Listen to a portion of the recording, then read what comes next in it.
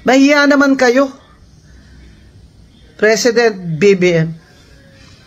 Hanggang ngayon, di nyo pa binabayaran ang 203 billion ng estate taxes ng namatay nyong ama. Na natalo na kayo sa kaso, hindi nyo pa rin binabayaran. Bay, kung sana binayaran nyo yan, nakaahon man lang tayo ng konti. Hindi po ba? Mahiya naman kayo. Attorney Rowena Guanzon po, ang inyong lingkod. Kakapakinig lang po natin ng SONA speech ni President BBM. Pero ako, sabi nga nila, sa 3 taong pinaghihintay natin, na baka sakali naman sa kagitnaan ng kanyang term ay talagang kakayanin niya ang mga problema ng Pilipinas sa tanggutom ng mga taong bayan. Ito po,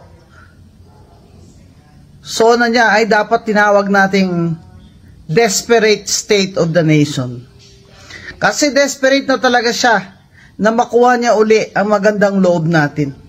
Lalo na yung mga taong bumoto sa kanya. At ang mga taong hindi man bumoto sa kanya, pero tayo umaasa na sana po ay gampanan niya ng mabuti ang kanyang mga katungkulan, lalo na i-stop niya yung corruption. Pero nung unang SONA niya 3 years ago ay fresh na fresh pa siya. At hopeful naman po tayong lahat kahit tayong mga hindi bumoto sa kanya. We wished him success, lalo na ako. Kasi nga sabi ko, baybayan ko rin po ito. Kung kayo na po nanalo dyan, edi pag galingan nyo. Para kami naman po ay maging proud na Pilipino kami. At ang mga pobre ay makaahon man lamang sa termino nyo, Mr. President, na 6 years. Ngayon sa midterm, 3 years, ano na ito? Desperate ka na. Kasi palubog na. Everything is going downhill. Dadagdagan mo pa ang tax na binabayad ng mga karaniwang tao. Habang ang mga may-ari ng mga minahan na iba ay kamag-anak mo at ay iyong mga financial contributors ay hindi mo ginagalaw ang kanilang kapiranggot na tax sa mining. Dapat sagutin din yan ni Speaker na pinsan mo, Mr. President, kung bakit ang taxes sa mining ay hindi gumagalaw. Siya ba ay may mga interest sa mining? Yan din ba ang dahilan kung bakit ang Maharlika Fund natin ay napunta na naman sa isang investment kuno sa mining? Mining lang kayo ng mining dyan. Kayo lang naman nagmamine eh. Ang makaraniwang tao na manggagawa, ng mga nanay na, pinagkakasya na lang po. O ano ang laman lang ng kanilang bulsa sa araw na yan, pinagkakasya na lang sa 3 beses makakain man lang sa isang araw ang lahat ng miyembro ng pamilya. Pero ano ang pinaka bongga talagang statement ni BBM, yung akala niya palakpakan natin siya nung sinabi niyang mahiya naman kayo, alam naman ng taong bayan, mga kawatan kayo, mahiya naman kayo. Ba't naman ho kami papalakpak sa kanya? Napakalapit ho sa kanya. Nang dapat niyang sabihan na mga walang hiya kayo. Tigilan nyo lang, kundi puputulin nyo yung mga daliri nyo. Napakalapit po sa kanya. Ano sabi ni Professor Winnie Monsod? Abay, wala siya nakikita ang mga pagbabagong maganda dahil ang mga nakapaligid sa presidente ay mahiya naman kayo, President BBM.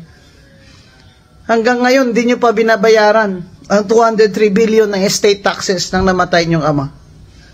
Na natalo na kayo sa kaso, hindi nyo pa rin binabayaran. Bay, kung sana binayaran nyo yan, nakaahon man lang tayo ng konti. Hindi po ba? Mahiya naman kayo na ang budget ay hinayaan ninyo na i-chop-chop i-chop-chop ng pinsan nyo na ginawa nyo pa ring speaker ngayon. Mahiya naman po kayo. Kayo po talaga ang dapat mahiya sa mga Pilipino. Sa mga karaniwang taong halos hindi na makakain. Halos maglalakad na lang po dahil wala ng pamasahe. Mahiya naman kayo. Anong pagbabago po ang ginawa niyo sa 3 taon? Cosmetic? Kumbaga, cosmetic? Pampapo. Ako gusto kong part doon yung talagang grabe naman yung sinabi niya, no? Kakapal ng mukha naman nung nagsasamantala sa ano, no? And if you will see yung dinabas kong press statement kanina, that was the reason why I couldn't, yun yung dahilan kung bakit hindi na ako suporta sa leadership kasi nga dun sa nangyari sa 2025 budget, no? So, dun sa senyalis niya na yun, ibig sabihin, di ba, kahit nung huli, sinabi niya, pag iba yung budget, kahit i-veto niya, di ba? So, tugma doon sa dahilan ko kung bakit hindi ako bumoto sa liderato, dahil sinabi ko naman, doon sa nangyari sa 2025 budget, hindi na dapat maulit, no? And bilang isang independent, mas gagampanan ko yung trabaho ko kung nabantayan yung budget, kung independent ako.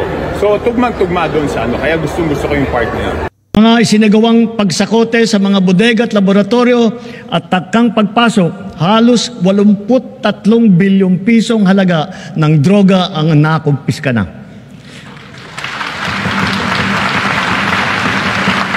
Kamakailan lamang, may mga malalaking kargamento na nagkakahalaga ng bilyon-bilyon na nasabat natin sa Zambales, sa Pangasinan, sa Cagayan, Tondo, Muntinlupa, Ilocos Sur, Ilocos Norte, Cebu, Batangas, Rizal at Cavite. Noong isang buwan, personal kong sinaksihan ang pagsira ng halos 1.5 tonelada ng shabu at iba't ibang klase pa ng illegal na droga. Sa lahat ng mga operasyon na ito, mahigit 153,000 ang naaresto. Mahigit 9,000 at 600 sa kanila ay high-value target. Ang pinakamasaklap, mahigit 677 sa kanila ay kawani ng pamahalaan. Mahigit 100 ay halal na opisyal. Mahigit 50 ay pulis. Sa 3 taon lamang, halos mapantayan na ang kabuwang huli nung nakaraang administrasyon.